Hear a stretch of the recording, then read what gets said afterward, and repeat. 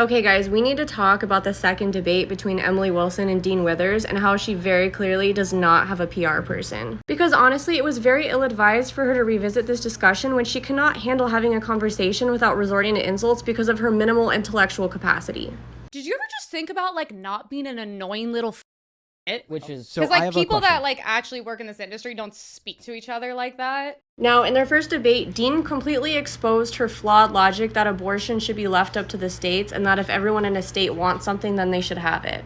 And as Dean so eloquently pointed out, it is that same logic that allowed for slavery to exist in the first place. So when he asked her if she agreed with the Confederacy, she sarcastically replied and said, sure, if everyone in a state wants it, let them have it. The top one was Emily Wilson, slavery. If everyone in a state wants something, go ahead and have it. So if everyone in Alabama wanted slavery back, you'd be okay with that? Sure. If everyone in the state wants it, go ahead. That alone should have been a moment of reflection for her, but instead she doubled down. In the second debate, Emily tried to flip the narrative and claim that Dean let the internet run wild with the idea that she supports slavery. She was more mad that Dean posted it than she was at herself for saying it.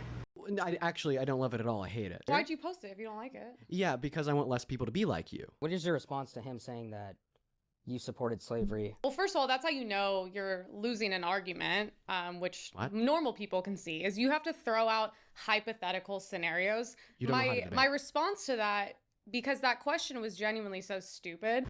If you don't want people thinking that you support harmful ideologies, maybe don't sarcastically validate the exact logic that made those ideologies possible.